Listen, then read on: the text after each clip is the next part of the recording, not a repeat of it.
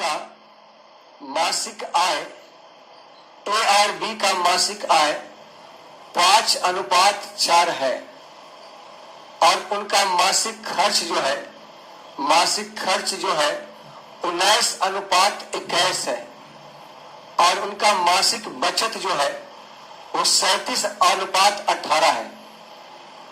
याद रखिए बचत का रेशियो जो बोला है वो उनका मासिक बचत वो 37:18 है। यह कह रहा है कि ए और बी का कुल वार्षिक बचत 66,000 है। ये एक साल का बचत है दोनों का। तो एक साल में इतना बचत तो एक महीना में निकालने के लिए 12 से भाग देंगे। तो एक महीना में जो बचत है ये उन दोनों का बचत है। एक महीना का जो बचत है ये उन दोनों का है। यहाँ उन दोनों का टोटल बचत कितना है वो देख लीजिए। 8, 7, 15, 4, 1, 5, 55 का बचत दोनों का। अलग अलग निकालना है। एक का 37 से गुना, एक बार 18 से गुना करिएगा। 11 × 5 = 55, 11 × 6 = 66 और ये 5 से 12 × 5 = 60 खत्म। इसका मतलब इसका 3700 होगा तो इसके लिए 1800 होगा तभी हो जाएगा, क्योंकि ये पूरा कट गया 100 बार में और 100 बार में ये कटा है तो 37 से गुना किया तो 3700, 18 से गुना करेंगे तो 1800। तो ये इनके बचत का रेशियो आ जाएगा। तो आपका ये बचत जो है अलग अलग है और आपको समझाए थे अलग अलग बचत रहेगा तो क्रॉस मेथड से कैलकुलेट करिएगा। तो क्रॉस मेथड से कैलकुलेट करिएगा तो यहाँ देखिए 18 × 19 और 37 × 21 और इन दोनों का अंतर कितना आएगा वो निकालना होगा। तो देखिए 18 × 162 हाथ में 2, 18 × 6 आपका 24,200। यहाँ गुना करेगा 37 × 21 तो 37 एकम 37 और 37 दिया 111, 111 और 3 11 देखिए 37 गुना 1 37 हाथ में 3, 37 गुना आपका 74 हो जाएगा। 74 और 3 आपका 75, 00। 37 एकम 37 हाथ में 3, 37 गुना 74, 74 3 75। इन दोनों का जो अंतर हो गया आपका देखिए इतना ही अंतर आया है क्या 515 पे 00।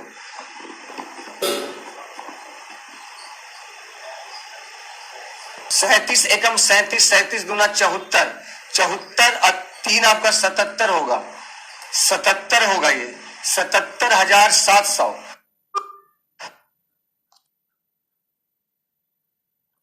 98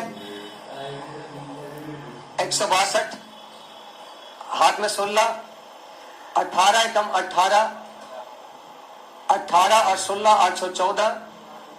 ये है देखिए शायद देखिए तो कैलकुलेशन में इतना ही आया ना आप लोग का 342। चल ठीक है। यहाँ देखिए 0 0 0 7 में से 2 जाएगा 5, 7 में से 4 जाएगा 3, 7 में से 3 जाएगा 4।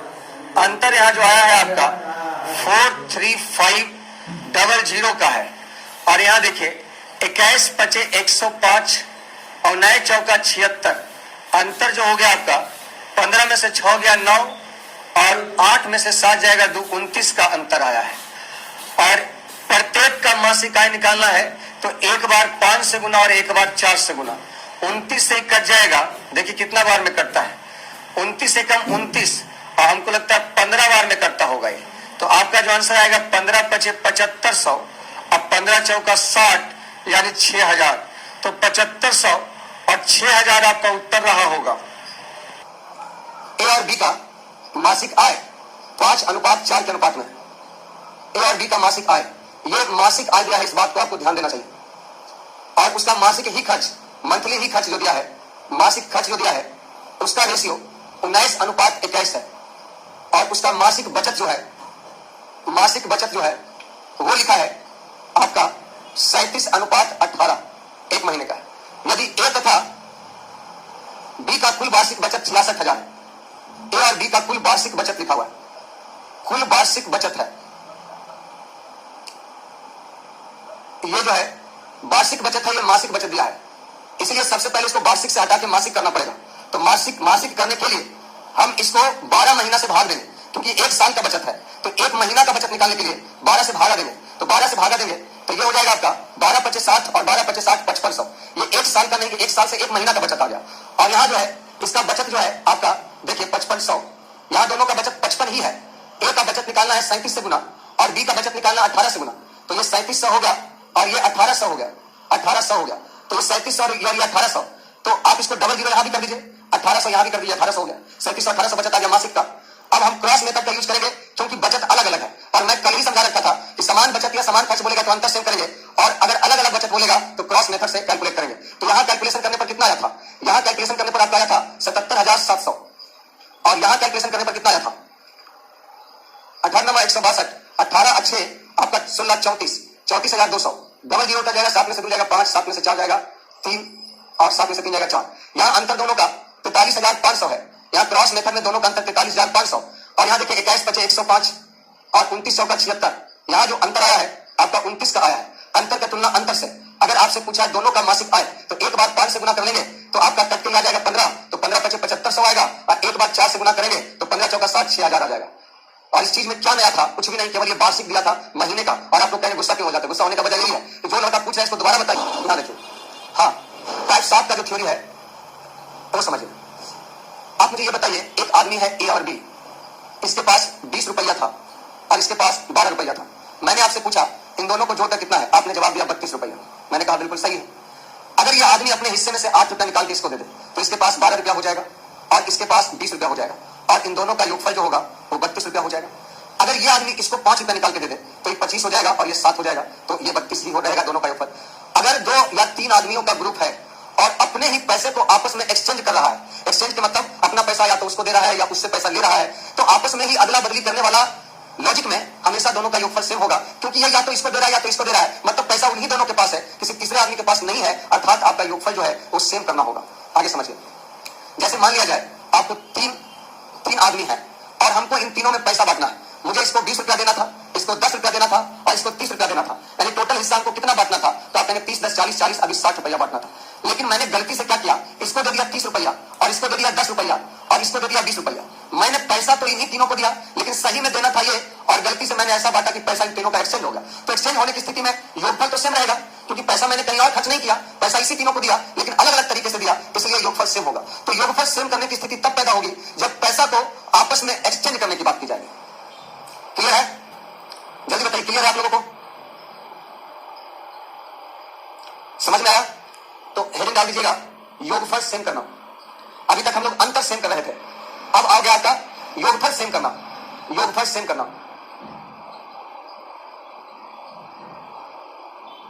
ठीक है? योगफल सेम करना लिखिएगा, हेडिंग डालिएगा। लेकिन कब? यदि आपस में ही एक्सचेंज करने की बात की जाए।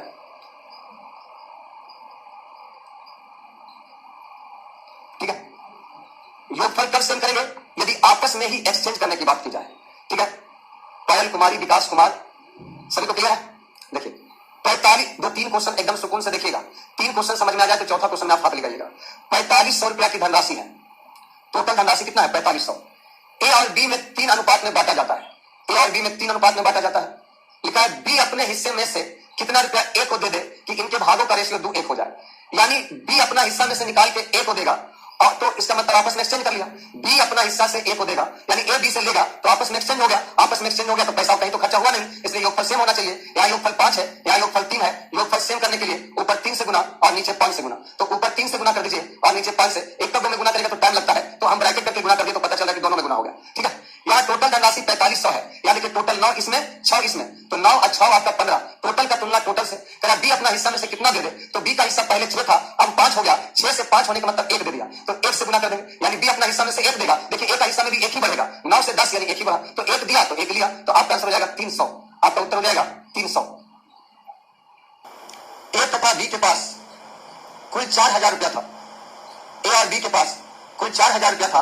ए अपने हिस्से में से कितना रुपया बी को दे दे कि, देखिए पहले से रेशियो 5:3 था, ए तथा बी के पास कुल 4000 था, जिसमें 5:3 का अनुपात है।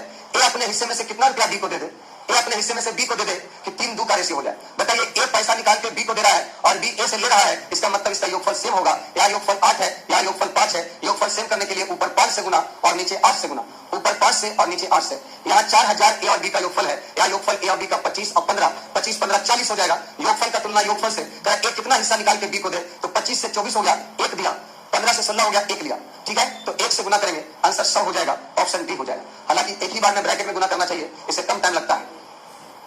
बी के पास 2:1 में धन है, ए और बी के पास 2:1 के अनुपात में धन है।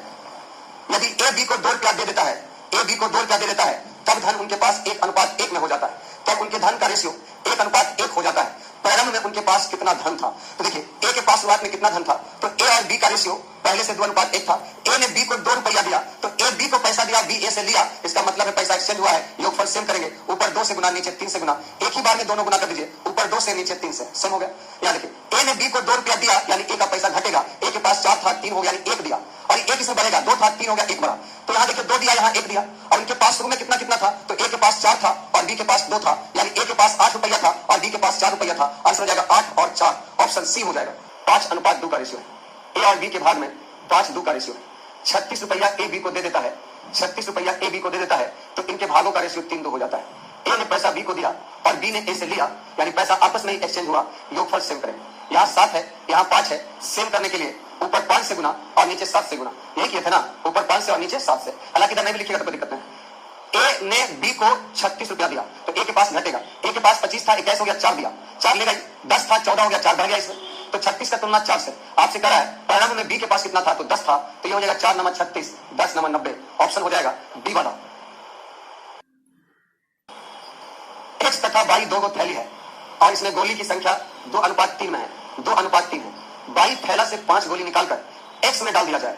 अगर वाई थैले से 5 गोली निकालकर एक्स डाल देंगे तो कह रहा है अब प्रत्येक थैले में गोलियों की संख्या बराबर हो गई है, यानी इसमें और इसमें जो है गोली की संख्या बराबर हो गया, यानी 1:1 हो गया। तो अब प्रत्येक थैली में क्या है, तो आप मुझे बताइए, एक्स वाई थैली में से निकाल के एक्स में डाल दिया, एक्सचेंज ही किया ना, तो योगफल सेम करेंगे। यहाँ 5 है, यहाँ 2 है, योगफल सेम करने के लिए ऊपर 2 से गुना, नीचे 5 से गुना, ऊपर 2 से और नीचे 5 से। यहाँ देखिए बाई में से 5 को निकालकर एक्स में डाल दिया, तो बाई का गोली घटेगा, एक्स का गोली बढ़ेगा, तो बाई के पास 6 था, 5 हो गया, 1 डाल दिया, निकाल दिया, और यहाँ देखिए एक्स के पास 4 से 5 हो गया, 1 बढ़ गया, तो 5 का तुलना 1 से। कहता अब यानी वर्तमान में प्रत्येक थैले में गोली की संख्या क्या, अब लिखा हुआ है, तो अब मतलब एक्सचेंज करने के बाद तो इसमें भी 5 है और इसमें भी 5 है, तो अब प्रत्येक थैली में गोली की संख्या 5 है, यानी 25 उत्तर होगा। क्यू के रुपये का दुगना है, पी के पास का दुगना है, यानी क्यू से दुगना पी है। कहता है क्यू ने आर से 4200 रुपया पाने के बाद आर के पास क्यू का 1/4 है। कह रहा है आर के पास क्यू का दुगना है, आर के पास क्यू ने आर से 4200 रुपया लेने के लिया, क्यू ने आर से 4200 रुपया पाने के बाद आर के पास क्यू का 1/4 हो गया। क्यू का 1/4 यानी क्यू में क्या लगा हुआ है, तो क्यू 4 तो आर 1 हो गया। कब, जब आपका क्यू पैसा लिया, क्यू ने आर से पैसा लिया, तो पैसा आपस में एक्सचेंज हो रहा है, इसलिए योगफल सेम करेंगे। यहाँ 3 का योगफल, यहाँ 5 का योगफल, ऊपर 5 से गुना करेंगे और नीचे 3 से गुना करेंगे। 4200 रुपया टैक्स, यहाँ देखिए आर के पास 10 था, 3 हो यानी 7 दिया, और यहाँ 5 था, 12 हो गया, 7 लिया, तो 4200 का तुलना 7 से करेंगे। अब करा है क्यू के पास आरंभ में, तो क्यू के पास आरंभ में 1 गुना 5 यानी 5 था, तो 7 6 42, 6 5 30, आंसर हो जाएगा 3000। ये वाला रेशियो आरंभ का है और ये वर्तमान का है। बोलेगा अभी आर के पास कितना है, तो 3 से गुना, पहले कितना था, तो 10 से गुना। कक्षा 10, एक कक्षा में 10 वर्ष से कम तथा उससे अधिक वर्ष के छात्रों की संख्या 12:7 के अनुपात में है। वर्ष के छात्रों की संख्या 12:7 के अनुपात में है। साल के बीच में 15 छात्र 10 वर्ष से अधिक उम्र के हो गए तथा यह अनुपात बदलकर 9:10 हो गया। आरंभ में कक्षा में छात्रों की कुल संख्या क्या थी। देखिए एक कक्षा है, एक स्कूल है, उसमें 10 वर्ष से कम को -10 से डिनोट कर रहे हैं और 10 वर्ष से अधिक वाला को हम +10 से डिनोट कर रहे हैं। छात्रों की संख्या 12:7 के अनुपात में, यानी एक कक्षा था, उसमें बैठाने का तरीका था 10 वर्ष से कम का विद्यार्थी इधर बैठेगा और 10 वर्ष से अधिक का विद्यार्थी इधर बैठेगा।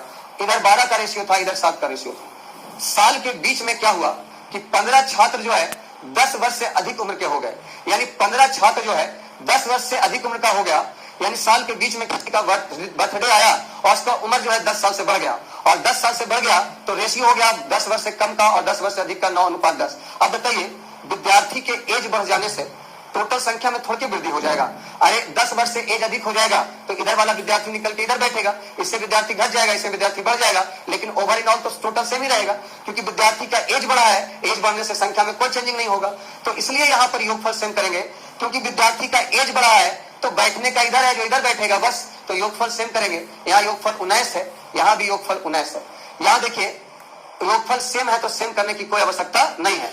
15 विद्यार्थी का एज बढ़ा है, यहाँ देखिए 12 विद्यार्थी पहले 10 वर्ष से कम का था, अब 9 हो गया, यानी 3 विद्यार्थी का एज बढ़ गया, वो इधर चला गया होगा।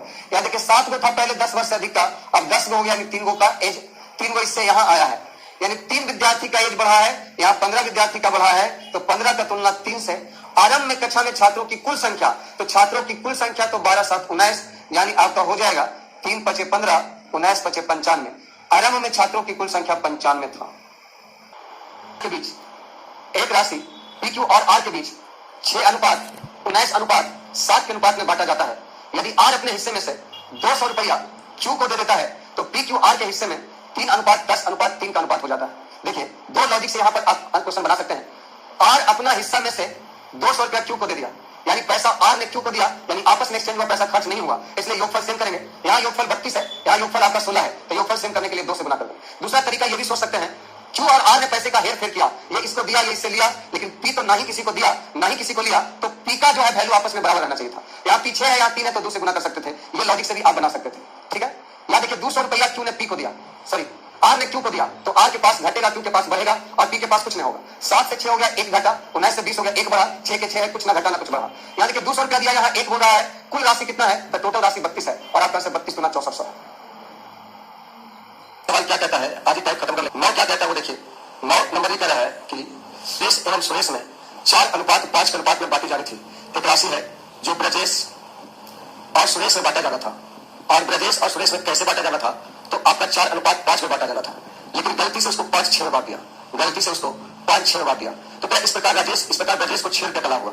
अब तो पैसा सही बांटे या गलत बांटे, पैसा तो इसी दोनों के बीच बटा है, तो ये योगफल 9 है और ये योगफल 11 है, तो योगफल सिम करने के लिए नीचे 9 से गुना और ऊपर 11 से गुना करना होगा, ऊपर 11 से गुना और नीचे 9 से गुना। तो आपका सवाल में लिखा है कि 6 रुपया का लाभ ब्रजेश को हुआ, तो ब्रजेश को 11 चौका 44 मिलना चाहिए था, और 45 मिला, यानी 1 रुपया का लाभ हुआ। यहाँ देखिए 55 से 54 मिला, 1 रुपया का हानि हुआ, जाहिर सी बात इसको 1 रुपया ज्यादा मिलेगा, इसको 1 रुपया कम मिलेगा, तो 6 का लाभ हुआ ब्रजेश को। तो वह राशि क्या था, टोटल राशि 99 था। 99 यहाँ से लीजिए, यहाँ से लीजिए, 956 और 5 आपका 59 हो जाएगा, आपका 594 होगा, ऑप्शन होगा सी। एक राशि ए बी और सी के बीच क्रमशः 2:3:4 में बांटी जानी थी, लेकिन गलती से 7:2:5 के रूप में वितरित की गई। गलती से सही में बांटा जाना था 2 3 4, लेकिन गलती से जो बांटा उस धनराशि को, वो बांटा है आपका, देखिए सही में बांटा जाना था 2 3 4, लेकिन गलती से बांट दिया 7 2 और 5 के रूप में, 7 2 और 5 के रूप में। अब बताइए इसके कारण बी को 40 रुपया कम मिले तो राशि क्या है, पैसा सही में बांटे या गलती में बांटे। बांटा तो उसी तीनों के पास है, तो योगफल सेम करेंगे, 4 3 7 2 9, या 7 5 12, 12 2 15, तो 9 और 15 को सेम करने के लिए ऊपर 5 से गुना कर देंगे, 9 5 45, और नीचे 3 से गुना कर देंगे, 15 3 45, नीचे 3 से ऊपर 5 से, या क्या भी कर सकते हैं, ऊपर 15 से नीचे 9 से कर सकते हैं, बड़ा से बचने के लिए। यानी कि बी को जो है 40 रुपया कम मिला, या देखो बी को मिलना चाहिए था 15 रुपया और मिला है 6 रुपया, तो 15 से 6 मिलने के मतलब आपका 9 रुपया कम मिला है, मिलना चाहिए था बी को 15, मिला है 6, तो 15 से 6 मिलने के मतलब आपका 9 रुपया कम मिला है, और टोटल धनराशि कितना है, तो 45 है, तो 45 का मतलब आपका हो गया, 1 मिनट, 9 मिलना चाहिए था, जो मिला है आपको 14, तो ऊपर से करने के लिए 14 से गुना होगा, नीचे 9 से गुना होगा, ऊपर 14 से गुना और नीचे 9 से गुना होगा, और बी को 40 रुपया कम मिला है, यानी कि 42 मिलना चाहिए था, जो 18 मिला है, 14 या 42 मिलना चाहिए था, जो 18 मिला है, यानी आपको कितना कम मिला है, तो आप देखेंगे 24 कम मिला है, इसका तुलना 24 से, और क्या राशि कितना है, तो राशि है आपका 14 26 है, 126, 4 से कट जाएगा, 4 6 24, 6 2 12, 6 कम 6, यानी 210 आपका टोटल धनराशि हो जाएगा, टोटल धनराशि 210। 1270 रुपया की राशि ए बी तथा सी के बीच, ए बी और सी के बीच 4:3:6 अनुपात में बांटा जाएगा।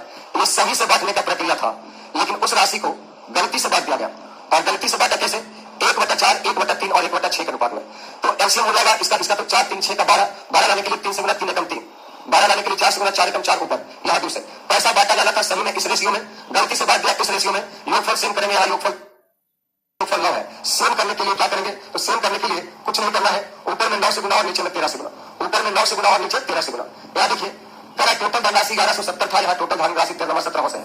कह रहा सबसे बी को कितना राशि अधिक प्राप्त हुआ, तो बी को मिलना चाहिए था 27 और मिला है 52, तो 27 मिलना चाहिए था सही में, और गलती से मिल गया 52, यानी 25 ज्यादा मिल गया। 25 क्या हो गया? ज्यादा मिल गया। तो आपका आंसर हो जाएगा 250 रुपया अधिक प्राप्त हुआ बी को। बी को जो है 250 रुपया अधिक प्राप्त हुआ, यानी आंसर सी हो जाएगा। 117 रुपया को एबीसी में 1/2, 1/3, 1/4 के अनुपात में बांटा जाना था, यानी एबीसी को आपको सही में बांटा जाना था 1/2 अनुपात 1/3 अनुपात 1/4, यानी कैल्शियम 12 6 4 3, लेकिन गलती से इसको बांट दिया 2 3 4। सही में बांटा जाना था ये, और गलती से बांट दिया 2 3 4। तो ऐसा सही बांटे या गलत बांटे, डाटा इसी तीनों पे आ गया है। योगफल सेम करेंगे, यहाँ योगफल 13 है, यहाँ योगफल 9 है। सेम करने के लिए ऊपर में 9 से गुना, ऊपर में 9 से गुना और नीचे में 13 से गुना। अब देखिए तो उसमें इस प्रकार उनमें किसको सबसे अधिक लाभ हुआ, तो टोटल 117 रुपया की धनराशि है, टोटल 117। यहाँ देखिए टोटल आपका 9 और 13 से गुना करेंगे तो टोटल 117 ही आएगा। और सबसे ज्यादा फायदा किसको? फायदा की बात क्या है, तो 54 मिलना चाहिए था, 26 मिला तो घाटा लग गया। नोट 36 मिलना चाहिए था, 33 40 मिला, 3 ही का फायदा हुआ। नोट 27 मिलना चाहिए था, 53 का 52 मिला, 25 का फायदा हुआ। ये घाटा में चल गया, इसको 3 का फायदा हुआ, इसको 25 का फायदा हुआ। इसका मतलब सबसे ज्यादा फायदा 25 का हुआ, और सी को बोल सकते फायदा हुआ। सी को 25 रुपया का फायदा सबसे ज्यादा हुआ, ऑप्शन होगा डी। 99 रुपया को एबीसी में इस प्रकार बांटा गया, 99 को एबीसी में इस प्रकार बांटा गया कि बी को ए और सी के कुल हिस्से का 2/7 मिला।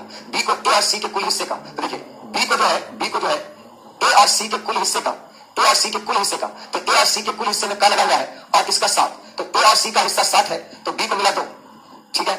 यानी ऐसे लिखिए इसको, ऐसे बी को ए और सी के कुल हिस्से का 2/7 मिला, यानी ऐसे बी को अगर 2 मिला तो ए और सी को 7 मिला। याद रखिए सी को ए और बी के कुल हिस्से का, ए और बी के कुल हिस्से का 3/8, किसमें क्या लगा हुआ है, किसके रिश्ते में लगा हुआ है, कुल हिस्से का, किसका कुल हिस्सा, ए और बी के हिस्से का, तो ए और बी का जो कुल हिस्सा होगा वो 8 होगा। ए और बी का कुल हिस्सा 8 और सी का हिस्सा आपका 3, तो 3 और 8 हो जाएगा।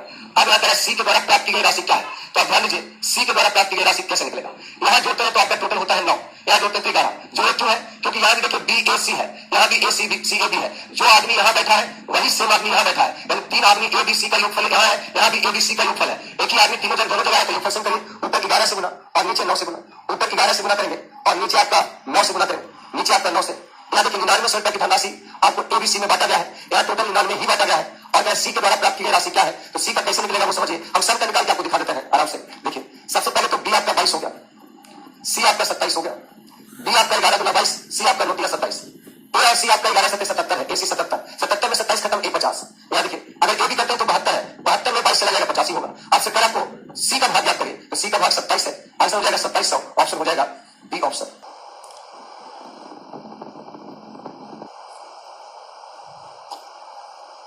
₹2210 को एबीसी के बीच इस प्रकार बांटा गया है कि ए का हिस्सा बी और सी के हिस्से का 4/9 भाग, यानी बी सी के हिस्से का, बी और सी के हिस्से में क्या लगा हुआ है, तो बी और सी का हिस्सा 9 हो गया और ए का हिस्सा 4 हो गया। बी का हिस्सा ए और सी के हिस्से का, बी का हिस्सा ए और सी के हिस्से का 7/10 है, यानी ए सी 10 है और आपका बी आपका 7 है। अब गौर से देखिए यहां भी आपका एबीसी है, यहां भी एबीसी है और यहां भी एबीसी है, तो योगफल सेम होगा। यहाँ 13 है और यहाँ 17 है, सेम करने के लिए ऊपर 17 से गुना, नीचे 13 से गुना, तो ए बी और सी का रेशियो निकाल के क्या होगा, तो ए का वैल्यू 17 चौका 68, बी का वैल्यू 63 91 और सी का वैल्यू कैसे निकलेगा, तो यहाँ देखिए ए और सी का वैल्यू 130 है, ए और सी का वैल्यू 130 है, जिसमें ए 68 है। अगर ए 68 है तो सी हो जाएगा 10 में से 8 जाएगा 2, 12 में से 6 जाएगा 6, ये हो जाएगा 62। अब यहाँ देखिए टोटल धनराशि 2210 है, यहाँ जो है टोटल 22,221 आ जाएगा। टोटल का तुलना टोटल से, सी का हिस्सा कितना है तो 62 से गुना, आपका आंसर 620 आएगा। आपका जो हिस्सा आएगा वो 620 आएगा बी का। राशि को पी क्यू तथा आर के मध्य इस प्रकार बांटा गया है कि पी का भाग क्यू तथा आर के कुल भाग का 1/5 है, पी का भाग क्यू और आर के कुल भाग का 1/5 है, तथा क्यू तथा आर के कुल भाग में क्या लगा हुआ है, तो क्यू और आर जो होगा वो 5 होगा और पी का भाग 1 होगा, तो 1:5 और क्यू का भाग पी तथा आर के कुल भाग का 1/3, यानी क्यू का भाग पी और आर के भाग का, क्यू का भाग पी और आर के कुल भाग का 1:3 होगा। यहाँ देखिए सवाल पे क्या लिखा हुआ है, यहाँ पी क्यू आर है, यहाँ भी पी क्यू आर है, योगफल सेम कर देंगे, तो यहाँ योगफल 6 से, यहाँ योगफल 4, सेम करने के लिए 2 से गुना और यहाँ सेम करने के लिए 3 से गुना, तो यहाँ 3 से गुना कर दीजिए, यहाँ 2 से गुना और यहाँ 3 से गुना। ध्यान दीजिए यहाँ पर पी क्यू आर का रेशियो आपको निकालना पड़ेगा, तो पी का मान 2 हो गया, क्यू का मान 3 हो गया और क्यू प्लस आर का मान 10 है, तो 10 लाने के लिए 7 करना पड़ेगा। या पी और आर का मान 9 है, तो 9 है तो पी अगर 2 है तो आर 7 हो जाएगा। यहाँ करेंगे कि आर को पी से 1400 अधिक मिला, आर को पी से 1400 अधिक मिला, यहाँ देखिए आर को पी से 5 अधिक मिला, तो 1400 का तुलना 5 से, तो क्या बात धनराशि क्या थी, तो टोटल धनराशि तो 12 था और ये 5 से खत्म, 5 गुना 10 5 40 0 और ये हो जाएगा 12 96, 12 गुना 24 24 और 9 हो जाएगा आपका 33, यानी 3360 आपका होगा। होटल का बिल 4 5 6 के अनुपात में, यानी यानी होटल का जो बिल था वो 3 दिन का होटल का बिल 4, 5, 6 के रूप में भुगतान किया है एबीसी, यानी 3 दिन होटल में खाना खाने गया ए, बी और सी, जिसमें ए ने बिल का भुगतान किया 4, बी का 5, सी का 6, तो भुगतान करेंगे। यानी इस प्रकार पैसा होटल में देने के लिए तो 3 मित्र होता है और कहते चलो खाना खाने के लिए हम 4 रुपए निकालेंगे, तुम 5 निकालना, तुम 6 निकालो, तो यही वाला बात तय हुआ था। लेकिन होटल में क्या हुआ, ए जो है 116 रुपया दे दिया, 116 रुपया देने का मतलब 116 निश्चित राशि है, बी ने 175 रुपया दे दिया और सी ने 159 रुपया दे दिया। तो आपका इसे कितने रुपए वापस चाहिए? तो होटल का बिल आपका देना था इस प्रकार और दे दिया इस प्रकार, तो यहाँ से ही पता चलेगा होटल का टोटल बिल है कितना। तो यहाँ हो जाएगा 6, 5, 11, 9, 20, 12, 7, 14, 15, 450, होटल का रियल बिल है 3 दिन का 450, यहाँ देखिए टोटल 15 है, तो 15 को 450 बनाने के लिए 30 से कर देंगे गुना, तो यहाँ भी 30 से गुना कर देंगे, यहाँ भी 30 से गुना कर देंगे और यहाँ भी 30 से गुना कर देंगे। अब कुछ भी निकाल सकते हैं, लेकिन हमको निकालना बी को ए और सी से कितना चाहिए, तो बी को जमा करना था 150 रुपया और बी अपना पॉकेट से होटल में निकाल के दे दिया 175। इसका मतलब है तय किया गया था कि बी 150 रुपया देगा, लेकिन होटल में दे दिया 175, यानी कितना एक्स्ट्रा दे दिया, 25 एक्स्ट्रा दे दिया, तो 25 एक्स्ट्रा दे दिया तो 25 रुपया मांगेगा। दो संख्या है पहली और दूसरी, और दोनों संख्या 2:3 के अनुपात में है। पहली संख्या में 2 घटाया जाए और दूसरी संख्या में 2 जोड़ दिया जाए, पहली संख्या में 2 घटाया जाए और दूसरी संख्या में 2 जोड़ दिया जाए, तो उनका रेशियो हो जाता है 1:2, उनका रेशियो 1:2। तो आपसे पूछा है संख्याओं का योग क्या होगा। अब मुझे ये बताइए, अगर आप 1 में 2 जोड़िएगा और 1 बार 2 घटाइएगा तो योगफल में कोई परिवर्तन थोड़ी होगा। अगर किसी को 4 रुपया लेकर 4 रुपया दे दीजिएगा तो कोई घाटा नहीं होगा, उतना ही है, योगफल में कोई परिवर्तन नहीं होगा। इसमें 2 रुपया कम करके इसमें 2 रुपया बढ़ा दिए तो योगफल में कोई कमी नहीं होगा, तो योगफल सेम होगा, यहाँ 5 है और यहाँ 3 है, योगफल सेम करने के लिए ऊपर 3 से गुना करेंगे और नीचे 5 से गुना करेंगे, सही है। अब देखिए यहाँ 2 रुपया घटाया था, यानी कि 6 से 5 हो गया, 1 घटाया, यहाँ 2 रुपया बढ़ाया था, यहाँ 9 से 10 हो गया, 1 बढ़ाया, दोनों संख्याओं का योग कितना होगा, तो 6 और 9 15, यानी योग होगा 30, ऑप्शन सी। टाइप 8 में देखिए बहुत कम हिसाब है 4 में, कल से हम लोग सीखेंगे क्या, गाय मुर्गा पर आधारित प्रश्न। तो चलिए टाइप 8 समझते हैं। 2 क्रमागत वर्षों में मेरी आय 2:3 के अनुपात में, यानी फर्स्ट साल और सेकेंड साल, 2 क्रमागत वर्षों में मेरी आय जो है वो 2:3 के अनुपात में है, यानी 2 क्रमागत मतलब अल्टरनेट साल कि आय का रेशियो 2:3 है और खर्च का जो रेशियो है, ये आय का रेशियो है और ये खर्च का रेशियो है 5:9। इसका यह मतलब हुआ कि पहला साल अगर मेरी आमदनी 2 है तो दूसरा साल मेरी आमदनी 3 है, अगर पहला साल मेरा खर्चा 5 है तो अगला साल मेरा खर्चा 9 है। यदि मेरी आय दूसरे बरस में 45,000, 45,000 दूसरे बरस में आय बोला है निश्चित राशि, यहाँ अनुपात में 3 है, तो इसको 45,000 बनाने के लिए 15,000 से तो गुना कर देंगे, 45,000 हो जाएगा और रेशियो में गुना कर सकते हैं, लेकिन ये शर्त कि इधर गुना किया है तो इधर भी करना पड़ेगा। इससे ये भी फिक्स हो गया, अगर मेरी आय दूसरा साल 45,000 था तो अभी मेरा आय 30,000 है। अगर दूसरा साल मेरा आय 45,000 है तो पहला साल कितना है 30,000, और पहले वर्ष मेरा खर्चा 25,000 है, पहले वर्ष मेरा जो खर्चा है वो 25,000 है, तो 25,000 लाने के लिए 5,000 से गुना करेंगे तो आपका पहला साल का खर्चा 25,000 हो गया, तो यहाँ भी 5,000 से गुना करेंगे तो ये भी खर्चा पता चल गया 45,000। तो हमको क्वेश्चन में पूछा है दोनों वर्षों का कुल बचत क्या है, 2 वर्षों का कुल बचत क्या है। ध्यान दीजिए 30,000 कमाया 25,000 खर्चा कर दिया, इस साल 5,000 बचाया, 45,000 कमाया 45,000 खर्चा कर दिया, 0 बचाया, यानी दोनों साल मिला के कुल बचत 5,000 हो पाया, दोनों साल मिलकर कुल बचत कितना हो पाया 5,000। बी सी आने दिया ए बी की आय जो है वो 5:3 के रेशियो में, ए और बी की आय का रेशियो 5:3 है और इसके खर्च का रेशियो जो है एबीसी के खर्च का रेशियो 8:5:2 है, यानी 8:5:2।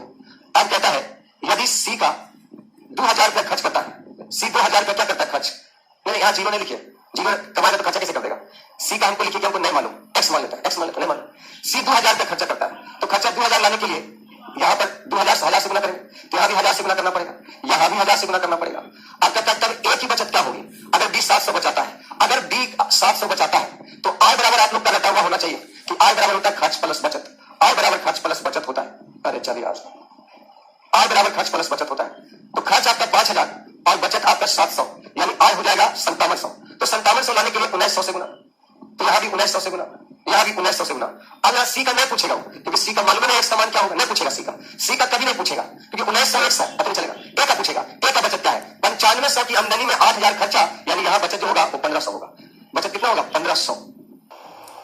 ए बी और सी की आय 3:7:4 के अनुपात में, ए बी और सी का जो आय है, ए बी सी का जो आय है उसका रेशियो है 3:7:4 और उसके व्यय का जो रेशियो है वो रेशियो है आपका 4:3:5।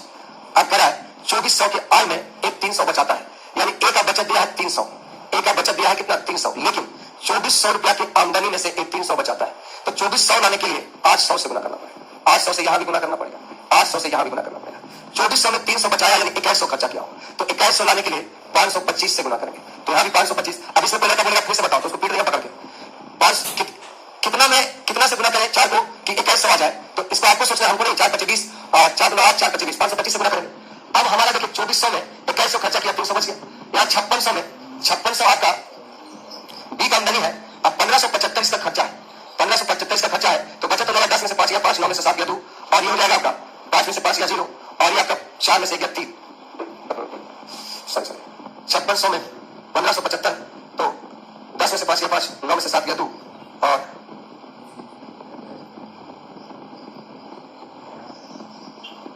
4025 होगा। ठीक है। 3200 में आपका खर्चा है 2500 और 2600, 2625 और 25 5 गुना 10 तो 12, 25 1 26, 10 में से 5 गया 5, 9 में से 2 गया 7, 11 में से हो गया 5, 575। आपका आंसर हो गया ए ऑप्शन, 4025 और 575। डी, ए, बी, सी और डी 4 आदमी है, और इनकी आय का ratio, A B C D के आय का रेशियो 5:6:8:9 के अनुपात में है, और उनके खर्च का रेशियो आपका है 8:9:7:10। अब ध्यान दीजिए, डी का खर्चा 400 है, 400 के मतलब 40 से गुना। डी का खर्चा 400 है मतलब 40 से गुना, और सब का खर्चा आपको पता चल गया। डी का खर्चा 400 है, तो 400 लाने के लिए 40 से गुना। डी की आय 3600 है, 3600 लाने के लिए 600 से गुना, तो 600 से सबको गुना कर दिया, यहां भी गुना कर दिया। सभी व्यक्तियों की कुल बचत क्या है? सभी व्यक्तियों की कुल बचत क्या है? अभी कल करके जोड़ के घटाइएगा तो क्या लग जाएगा, देखिए हम बताते हैं। यहां पर जोड़ दिया 6 5 11, 11 9 20 8 28, 28 गुना 600 सबका आमदनी हो गया, और सबका खर्चा निकाल लीजिए ऐसे 9 8 17, 17 7 24, 24 और 10 आपका 34, 34 गुना 40 कर दीजिए, आराम से जल्दी निकल जाएगा। 8 6 43, 6 गुना 12, 12 4 16, 16,800 आमदनी हो गया। 4 4 16, 4 दिया 12, 1 13, 1360 रुपए सबका खर्चा हो गया। 9 8 17, 17 7 24, 24 10 34, 34 ये ठीक है। अब देखिए 0 10 में से 6 गया 4, 7 में से 3 गया 4, और आपका 16 में से गया 15, 15,440 कम कैलकुलेशन लगा।